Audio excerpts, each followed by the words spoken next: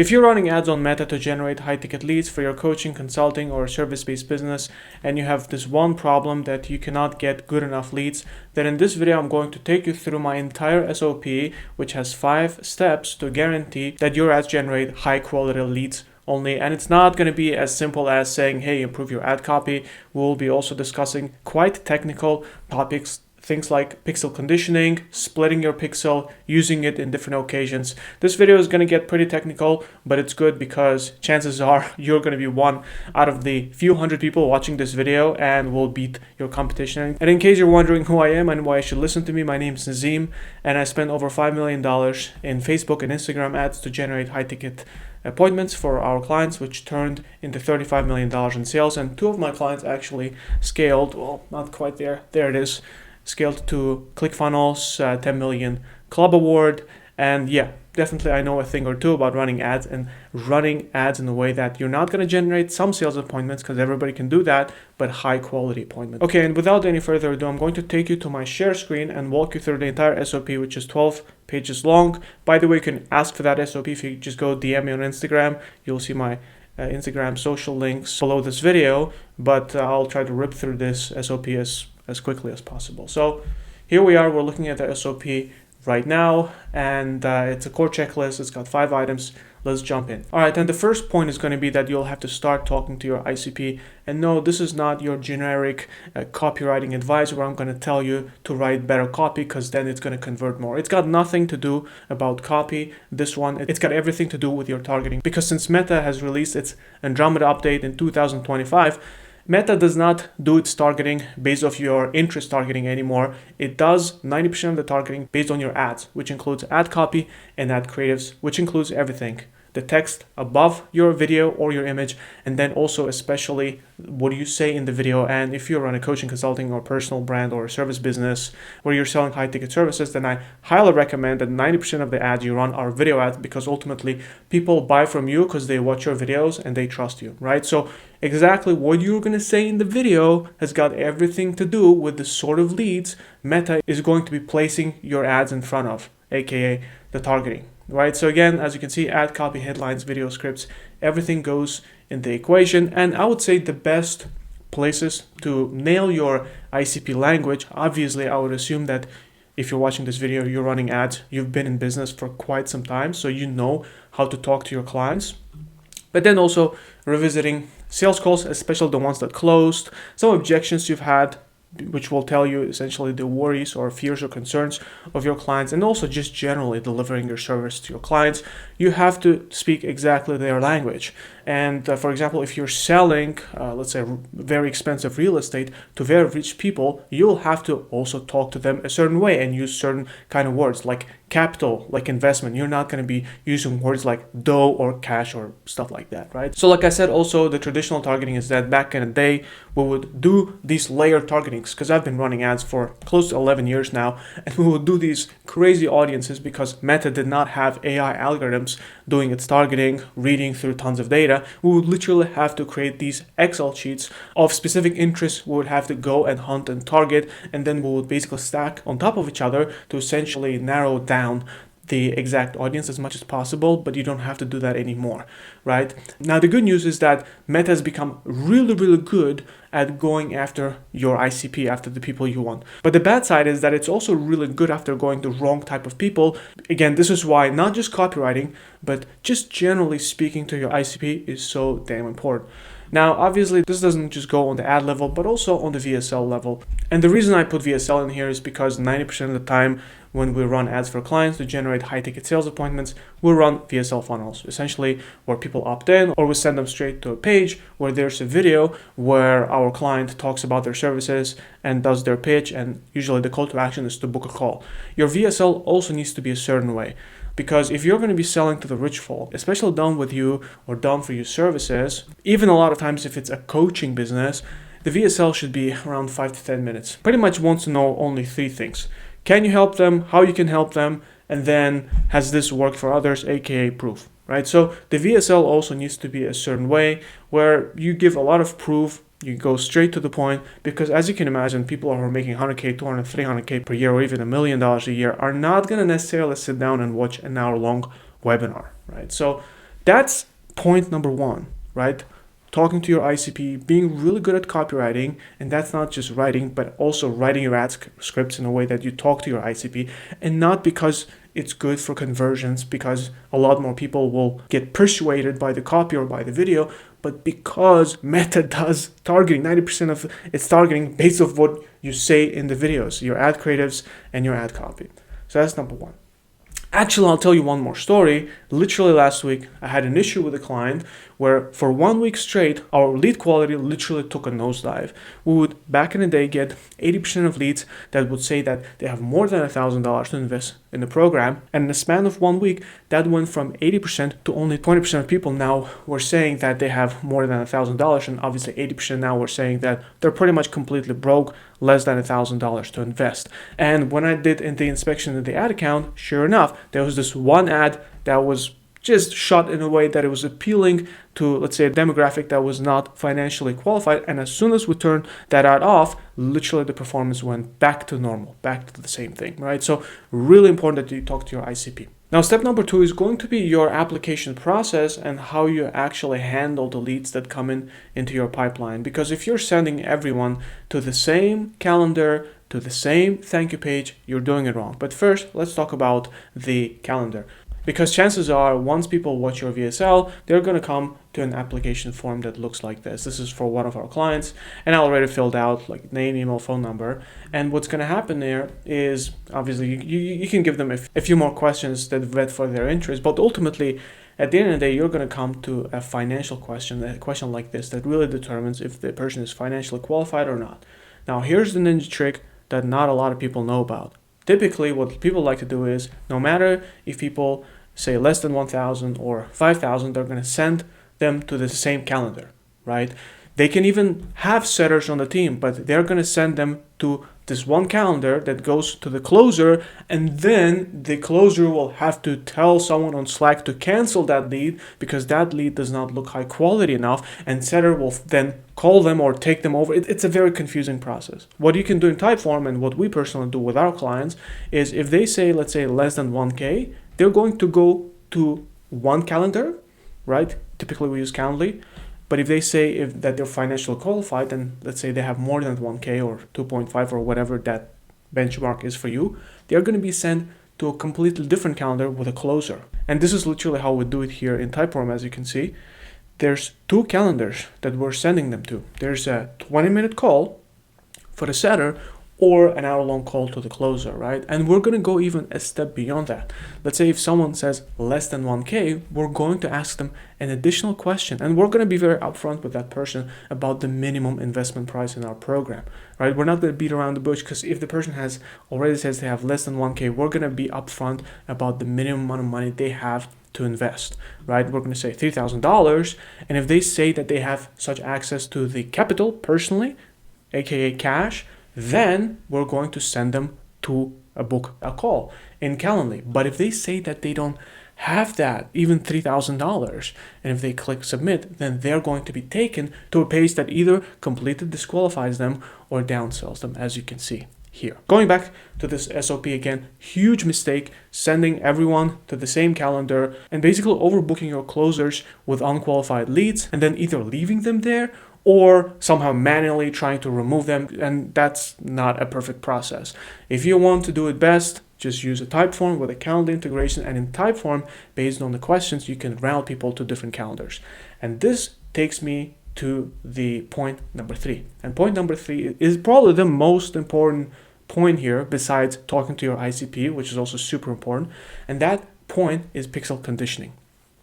I guarantee that 98% of people who are going to be watching this video have a thank you page that people basically hit when they fill out a form, and then on that thank you page there's some sort of conversion pixel, and their ads are optimizing for that conversion pixel.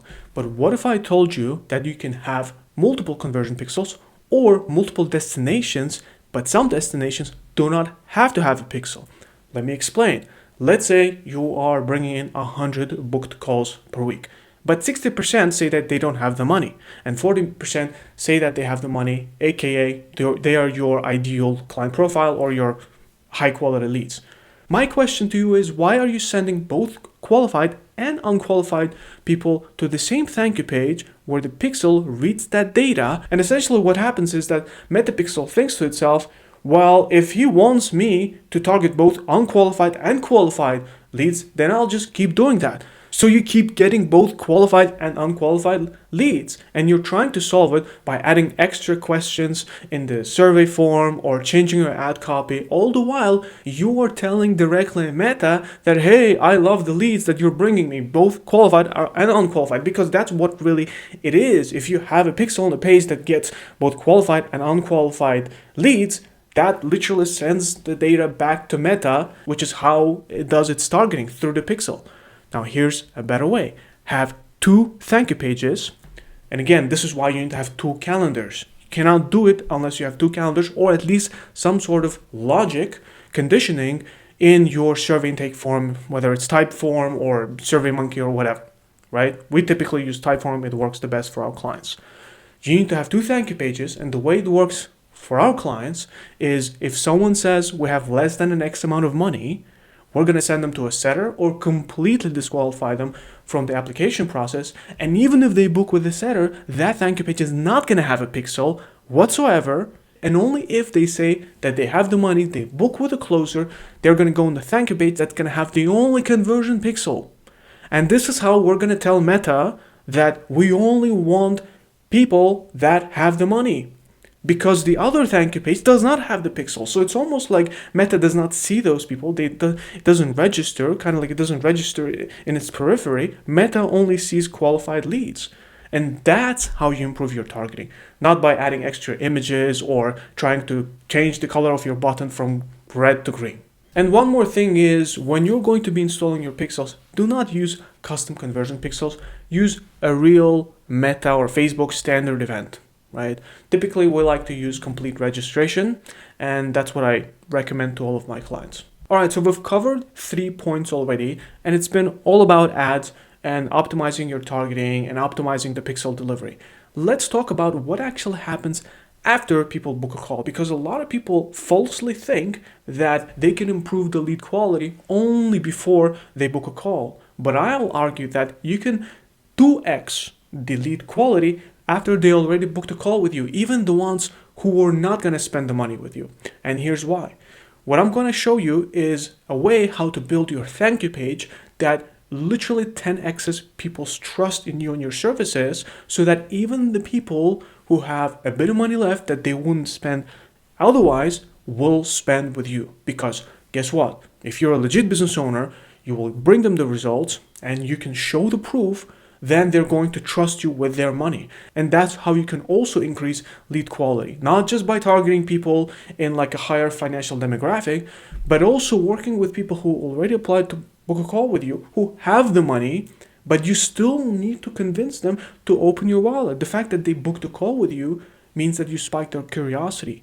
But for them to open their wallet, you need to build trust and you need to give them proof. So let's have a look how to build a thank you page that's optimized for that. All right, let's have a look at the 4 must-have items you need to have on the thank you page to increase trust signals. Number 1 is going to be a long form thank you page. Now, a lot of you will just wave at the people with a 30-second video and say, hey, thanks for booking a call. I'll be seeing you on the call. But why would you stop the video at that? Think about it. Someone has taken their time to watch your VSL and book a call with you. And then in, let's say, a couple of hours or a couple of days, they're going to get on an hour-long call with you where they're going to be required at the end of the call, not required, but you're going to ask them for money. And most likely, since you are in high-ticket sales, you're going to ask them for at least $5, $10, $20, maybe even $30,000, thousands of dollars, right? So my point is, if you're going to ask your leads thousands of dollars, you need to prepare them for the process. And then you should also hype them up for the sales call by showing the full value they're going to get on the sales call.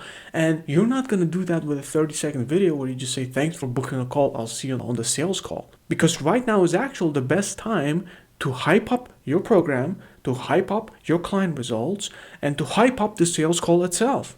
What I like to do with my clients personally is we typically create a one-pager document where essentially the client goes through that one-pager document with what's going to be discussed on a sales call. And let's say if your pitch is 5 steps and you're going to go over XYZ, let's say if I'm selling ad agency services, I'm going to go over, diving into the ad account, giving a critique of the ad creatives, etc., etc.